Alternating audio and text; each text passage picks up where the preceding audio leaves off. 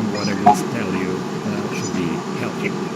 And I forgot to include that I receive royalties from UpToDate. These are my financial conflict of interest, and you will find the details on your syllabus. So, general consideration on medical treatments on endometriosis. The general principle on which I believe we should base our thoughts on medical treatment for endometriosis is that the disease is a chronic inflammatory condition that, as many chronic inflammatory conditions, can be controlled but not cured with drugs. There are several human conditions that can be controlled, in chronic inflammatory conditions but not cured. So, the fact that at drug withdrawal symptoms recurs is no demonstration that drugs are not effective. We should agree on what we mean with effectiveness or efficacy of a drug for endometriosis. And as a matter of fact, the American Society for Reproductive Medicine wrote in a document of some years ago that we should try to use medical treatment as long as we can to avoid repetitive surgical procedures, because we know that endometriosis is a disease that tends to recur. Some consideration on the type of evidence we have, and this is, I believe, an important issue which is has been little addressed in the endometriosis field. Because in recent years, trials on medical treatments in general and in the endometriosis field in particular are mostly sponsored by industry. And this, unfortunately, introduces bias, because there are several ways to deliver selected evidence or to obscure that evidence that is not in favor of the experimental drug. This is an opinion paper written some 3 years ago by William Hardon in Obstetrics and Gynecology. And selective publication is just one of the way industry modulates the information that is being offered through medical journals. Publishing only those data that are favorable and obscuring everything else. But there are several other ways. The design of the study, confronting the experimental drug with a placebo, and especially in endometriosis we do not need that, because we know that everything is better than a placebo. Designing the trial as a non-inferiority trial when the experimental drug is compared with an X60 standard, and several other tricks that results in publications of a type of evidence which is only partly relevant. Also because we know that when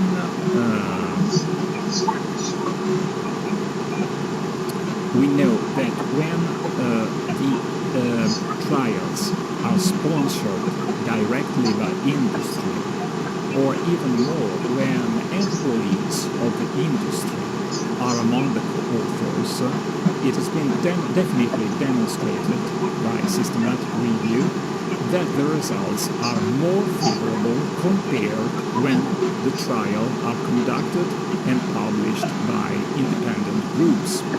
So what we have in the literature is generally probably is an overestimate of the fact. And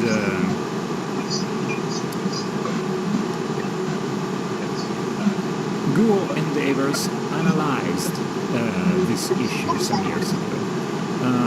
You know that to conduct and publish the trial, you must register it, and generally the largest site for registration of trials is clinicaltrial.gov, and they analyzed how many trials were registered, how many were completed, how many were published. And as you see, the vast majority of trials on endometriosis were sponsored by industry, but unfortunately, although the vast majority of them was completed by the time the study was performed, 83% were still unpublished. And the author believed that this may be due because the experimental drug was not effective, was not safe, or was not tolerated. And the fact that this type of evidence does not reach the pages of the medical journal is a problem, because we are deprived of very useful information that could help us have a broader idea of the effect of drugs, and not only of the effect of drugs, but if we are studying a specific drug, that the fact that it is not effective might be very helpful in understanding the pathogenic mechanism. Because if we study a drug that is specifically effective toward a pathogenic mechanism, and at the end is not effective, probably that pathogenic mechanism is not in play. And this is why it would be useful to have all the data published and all the data available for any other researcher that would like to check the analysis and redo the analysis and perform systematic reviews on all the available data. And you see, this is the proportion of studies that have been published if they were sponsored by industry. This is the red line, so a very limited proportion, or if they were published, if they were conducted by independent groups. And at the moment of writing, Go Endeavors maintain that there have been no published phase 2 or 3 trials sponsored by industry that actually reported a negative result. So only positive results reach the literature. And unfortunately, we know that when the studies are sponsored by industry, they systematically overestimate the effect, or at least the effect that is described is significantly more favorable compared with the research conducted by independent groups. You probably know that our group in Milan is strongly in favor of oral contraceptive and progestins for the long-term treatment of endometriosis. Why? Because, as we have said before, endometriosis cannot be cured by drugs, it can be controlled. And to control a chronic inflammatory disease, you need years of treatments, probably decades sometimes. Therefore, we must consider not only efficacy, but also the cost, safety, and tolerability of the several drugs. And in our experience, we believe that at the moment, oral contraceptives and progestins are the only drugs that have such a balance between these factors.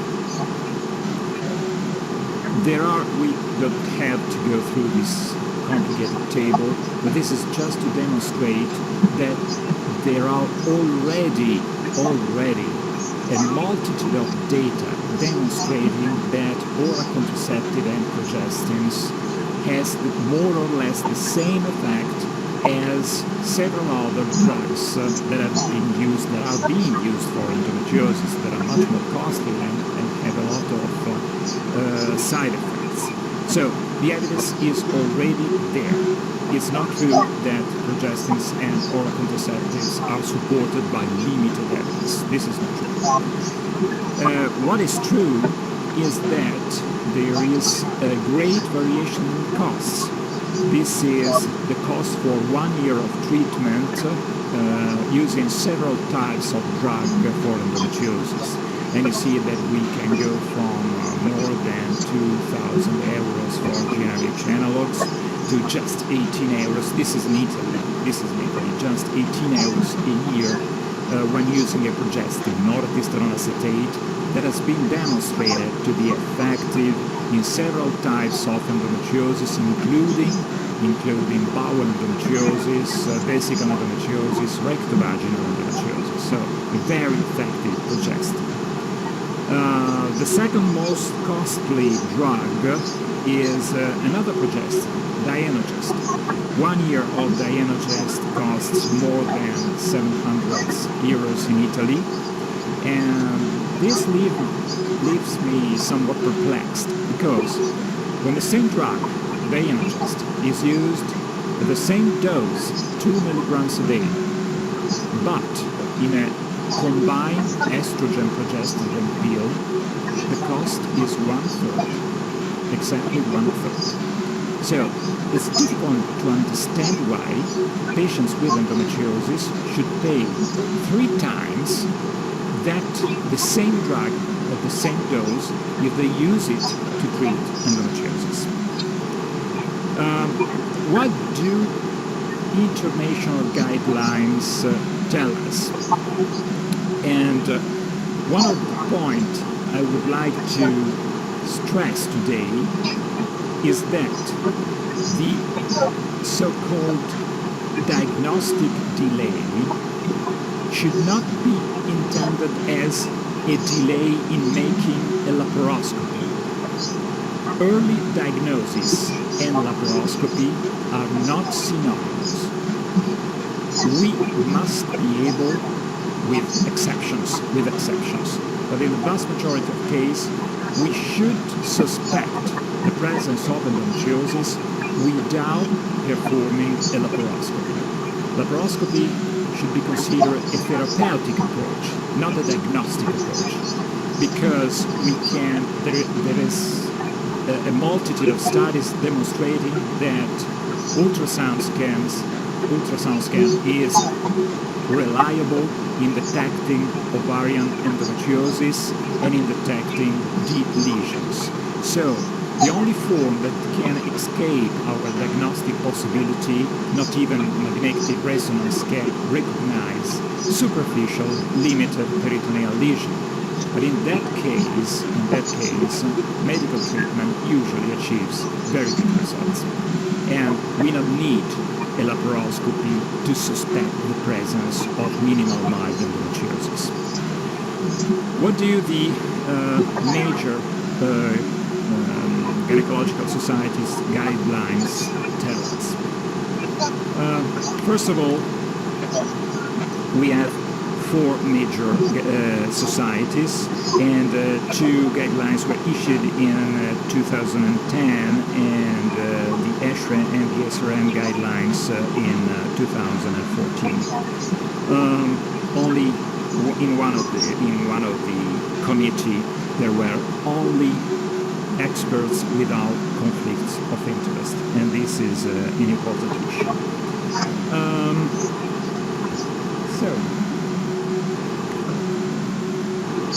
All the guidelines except the SRM consider that a non-surgical diagnosis is possible, and all the guidelines except one consider that laparoscopy is not always required before initiating a medical treatment. The American Society of Reproductive Medicine indicates that it's necessary only if we are going to use a drug associated with severe side effects, which is not the case for oral contraceptives and for progestins. All the guidelines includes the possibility of trying empiric medical treatment, which means without a surgical diagnosis.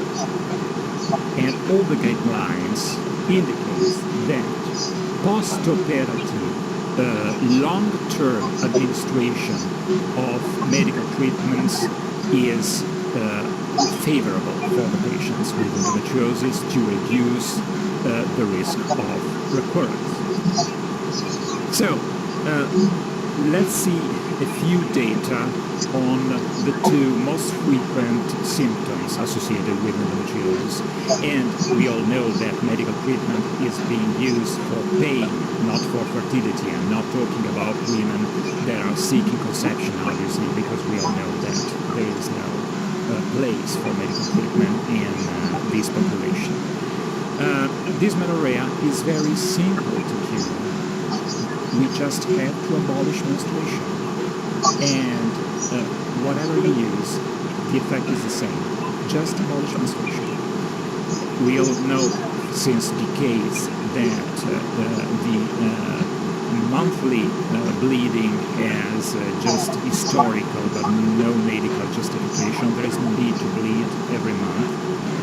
And several years ago we demonstrated that in a selected population of 50 women that referred moderate or severe dysmenorrhea in spite of cyclic oral contraceptive use, when we switched those women to continuous use of the same oral contraceptive and followed them for 2 years, we observed a dramatic reduction in menstrual pain measured with the Vibroglio-Bernal scale and with the numerical rating scale.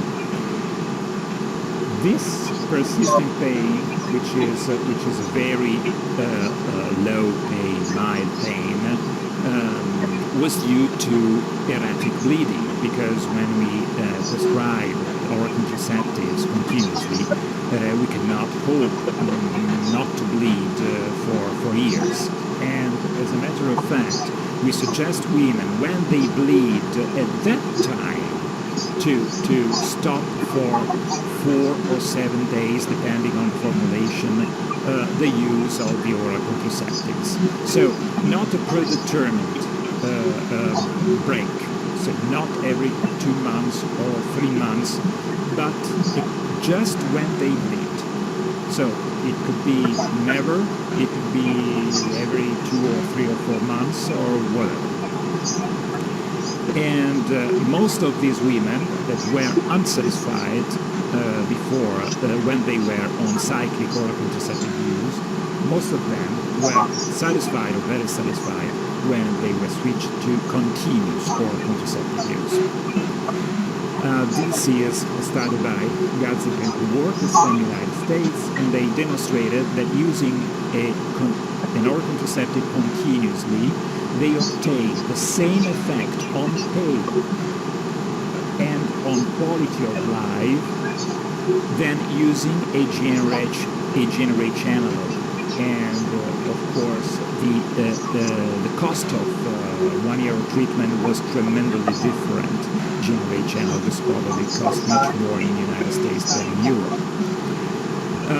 What to do with deep dyspareunia, which is a specific symptom, and it does not always respond to the usual medical treatment. We performed in 150 women who were already operated for endometriosis and whose main symptom was severe dyspareunia. So the main symptom was dyspareunia, and the symptom was severe. So a very selective population. And we offered repeat surgery or a long-term progestin, norethisterone acetate. And they decided what to do. So a patient preference trial. Obviously, about 2/3 choose medical treatment and 1/3 choose repetitive surgery. And our main objective was the degree of patient satisfaction 1 year after entering the study. And secondary objectives were pain symptom variation, sex and sexual function, and psychological aspects. And it's very interesting to note that the effect of surgery, the green line, is immediate and significantly better than medical treatment, but during follow-up and at the end of the 12 months, there was a steady decrease of pain in women on medical treatment, and in the end, you see the effect is more or less the same, and this is true also for dysmenorrhea, for chronic pain, and dyschezia. Specifically, these are the women with rectovaginal lesions, and again, a dramatic effect 3 months after surgery, but at the end of a 1 year follow-up, they therefore the same.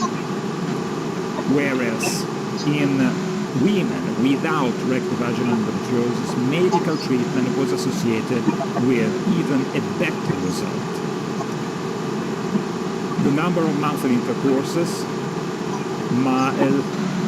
minor but steady increase in the medical treatment group, an increase at 3 months, but a decrease at 12 months in the surgery group. No major difference, no difference in sexual satisfaction and in sexual functioning at 1 year follow-up. The problem being that these values are in women with rectovaginal endometriosis and these in women without rectovaginal endometriosis. These values, unfortunately, are considered as being below the cutoff of normalcy.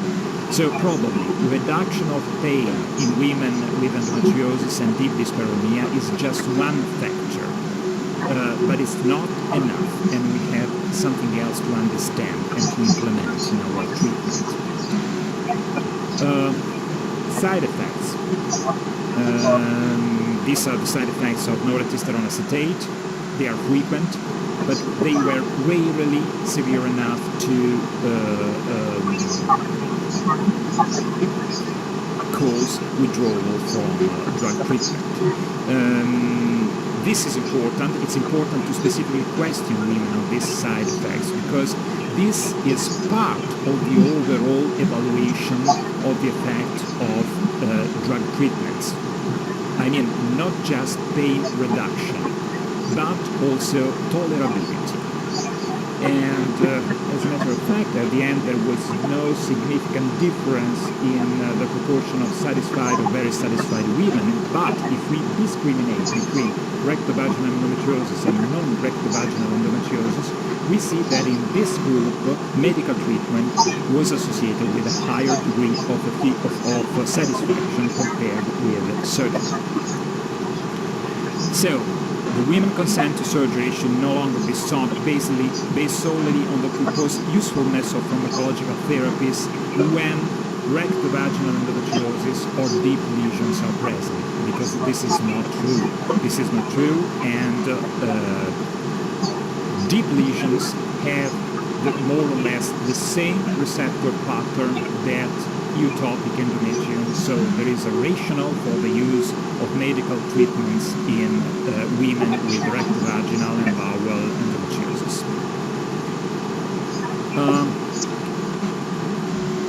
Which progestin is better in women with endometriosis, Dienogest or norethisterone acetate?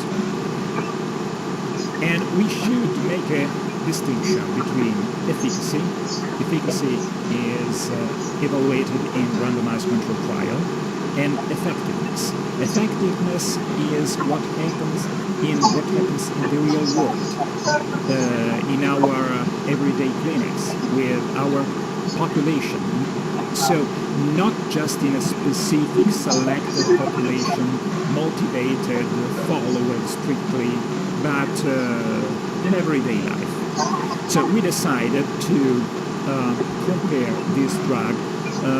I admit we don't have the facilities, we don't have the money, we cannot conduct a randomized control trial no more.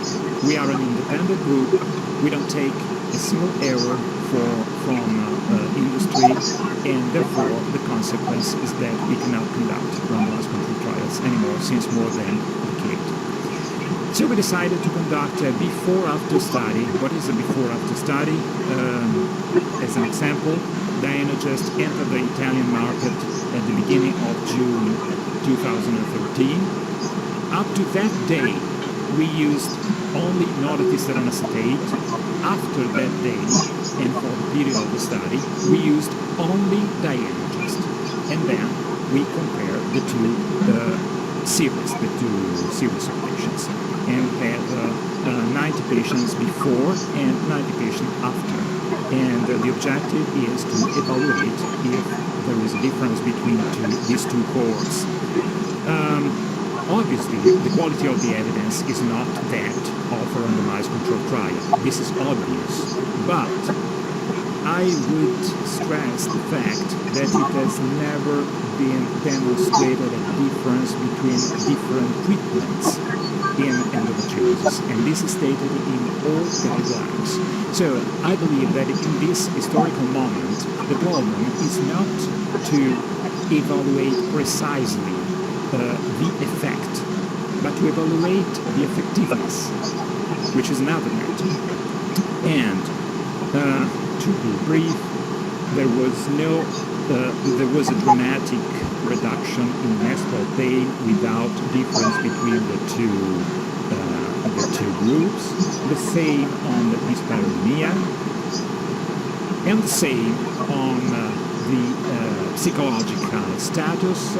A reduction means an amelioration on the hospital site and the depression scale, whereas an increase in the score means an amelioration according to the female sexual function index scale, without difference between the two treatments.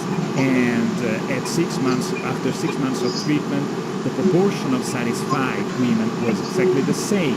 But what about effectiveness? And we see that Dienogest was offered to many more women but most of them, some of them, about 1/3 of them, could not use this drug because it was too costly. So at the end, the effect is the same between these two drugs, but the effectiveness is very different, and there is a statistically significant difference between actual use and in actual satisfaction rate, because those women that could not use Dienogest were not satisfied, obviously. Let's talk now briefly about tertiary prevention. More than 20 years ago, 25 years ago, Hans Evans already indicated that the risk of recurrence after surgery was very high in the postoperative years, and it was almost 50% after 5 years. And these data were later confirmed a few years ago by San Wei-Du in a systematic literature review published in New Reproduction Update. So, the risk is about 10% a year after surgery, the risk of symptom and lesion recurrences. In particular, when we talk about ovarian cyst, we observed that the formation of endometriotic cyst is strictly associated to ovulation and to the formation of hemorrhagic corpora lutea. So, if you allow the ovaries to ovulate, you have a 10% a year risk of endometrioma recurrence. Whereas, if you inhibit ovulation, the risk is dramatically reduced. And in a systematic literature review, we indicated that there was an 85% reduction in risk of endometrioma reformation. So, one of the most effective treatments in the medical armamentarium in general. So, very effective treatment. This is why all the guidelines of the 4 guidelines that we saw before, they all indicate prolonged ovarian suppression after surgery for endometriosis. Obviously in women not seeking therapy.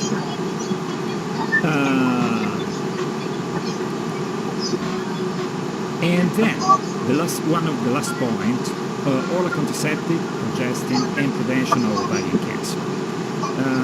This is the definite evidence, I would say, on the association between endometriosis and ovarian cancer. And you see there is a moderate increase in the overall lifetime risk of ovarian cancer, which is limited to the endometrioid and mucinous subtypes. But these subtypes are relatively rare. So at the end, the overall risk of epithelial ovarian cancer in women with endometriosis is not increased to a great extent.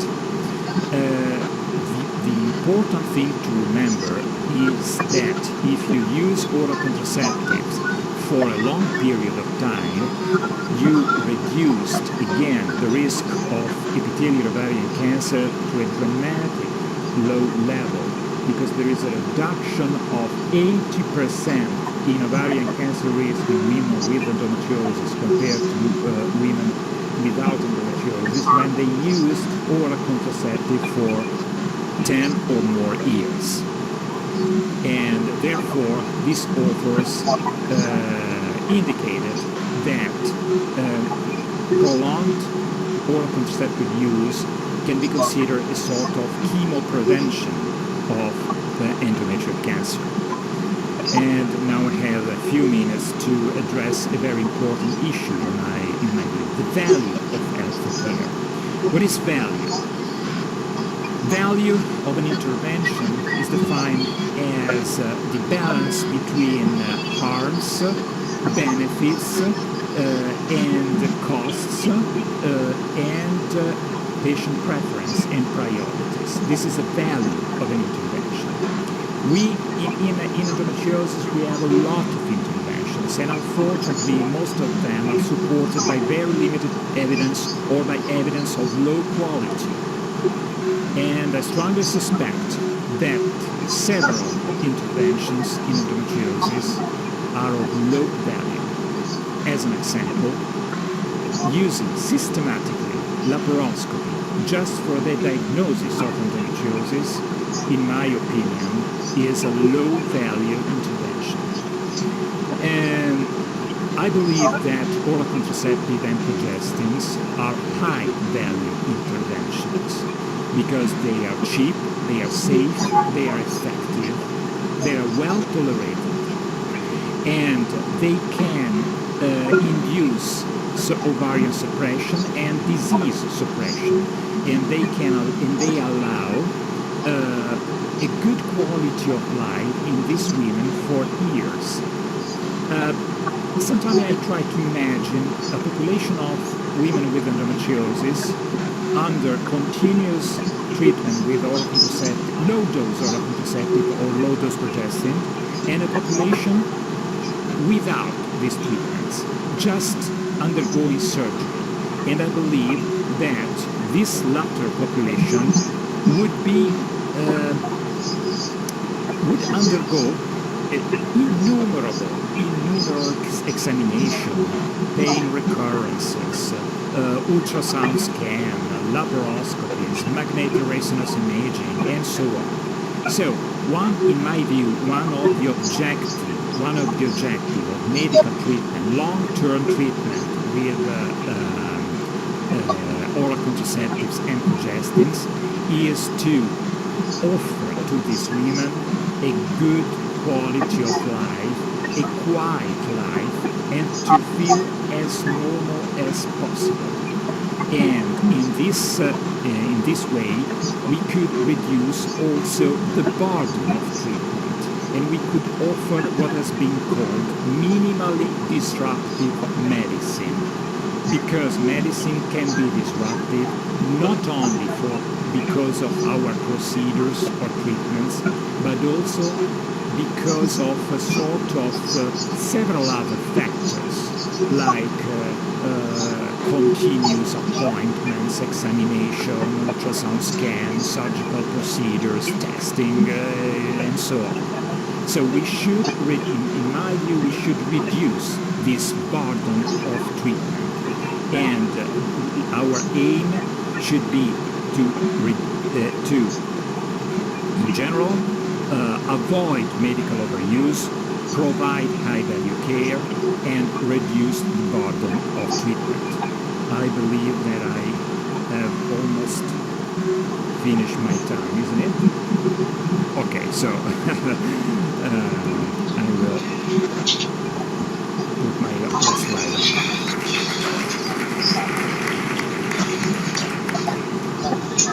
Thank you, Professor Vercellini, for this very interesting overview and to a certain extent also provocative. The floor is open for questions. I'm sure there are a lot of questions or discussion, so please. So I can start. Yes, please. Well, state your name. So thank you very much for your very nice presentation.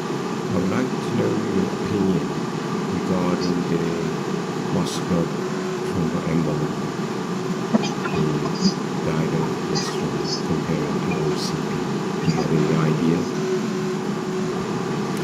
The thrombotic risk between oral contraceptives and Dienogest?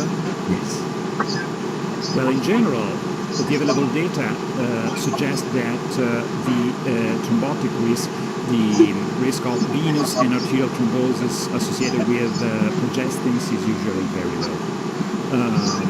There is a stronger association with oral contraceptives containing second, third, and fourth generation progestins. But I believe that if we carefully select women without the well-known contraindications, the risk is generally very, very low, also when using oral contraceptives. We can use oral contraceptive with a minimum estrogen dose because the amount of estrogens is important in determining the thrombotic risk. And I don't believe that we should use this type of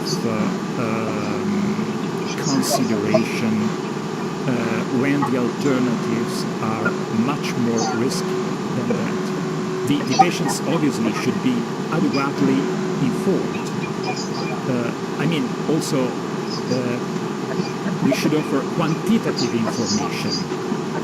Not just generally the thrombotic risk is increased, but we should offer in general, also in this case, quantitative information. Then we can choose together with the patient and decide. But I don't have data to compare the risk of low-dose oral contraceptive with that of Dienogest. I believe that in general progestin are associated with much lower thrombotic risk than oral contraceptives. Thank you. Thank you, Professor, for Paolo Vercellini from Indonesia. Just wondering about your thoughts on the patients' populations. They may come from sort of a mixed background, having fertility and pain. Do you think that, obviously we are considering this as some sort of a different species in their own? I'm just wondering whether you have any thoughts of combining the medical treatment on top of that, and obviously the infertility problem. Any thoughts of experience in using pills as a different treatment for patients with infertility? Thank you. This is a very difficult clinical issue to address because all the medications for endometriosis inhibit ovulation, so obviously they cannot be used in women seeking natural conception. So I believe that the only setting in which we can think about combining fertility and pain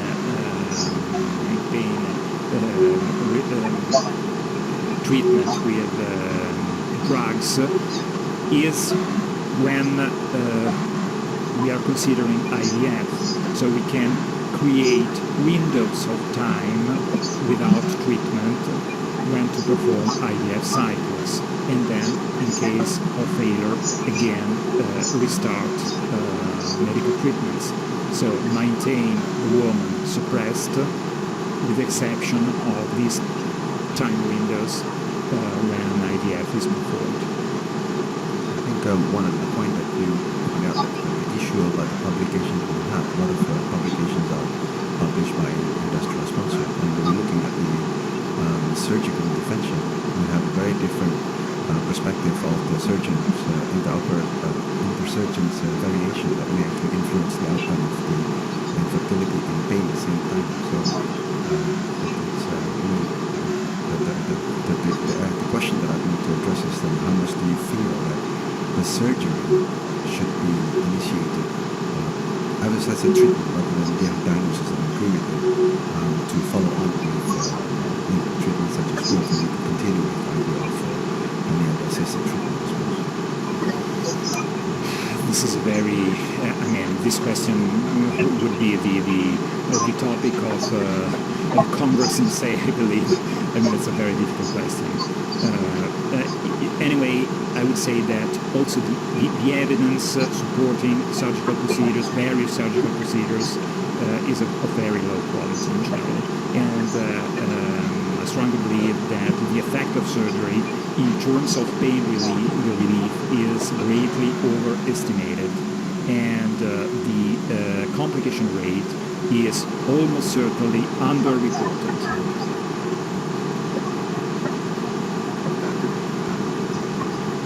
Paolo, you highlighted at the start of your talk some of the challenges that we have, including the fact that we're not good at publishing negative data, and I think, correct me if I'm wrong, you suggested that you think that placebo-controlled trials are better, have benefits over trials that compare new treatments to existing treatments, but given that, as you've shown, we do have good existing treatments, do you not think trials for pain conditions like endometriosis should be compared against existing treatments? In general, I believe that the so-called registration trials, in which typically required by the FDA, one trial against a placebo and one trial against an existing treatment, do not meet the need of the patients, because no patient would use a placebo, and we all know that all available treatments are better than placebo. There are 7 existing randomized controlled trials of several drugs against a placebo. So why performing another placebo-controlled trial? I don't see the point, really. And the fact is that when the trials are designed against the experimental drug, against a so-called standard drug, why not choosing an oral contraceptive or a progestin as a standard drug? GnRH analog is a standard drug for endometriosis today? I don't believe it is. So, designing non-inferiority trials against a GnRH analogs, in my view, is just a trick. And I don't believe that patients would benefit from the conduction and publication of this type of studies. And therefore, future trial should be conducted against an existing and effective and cheap and safe alternative, which is continuous low-dose oral contraceptives or a progestin. And this is the type of evidence that we and our patient badly need, in my opinion. And no more non-inferiority trial. Why to conduct a non-inferiority trial when the new drug usually costs much more than the existing one? I don't want a non-inferiority trial. I want a superiority trial. But this is my opinion.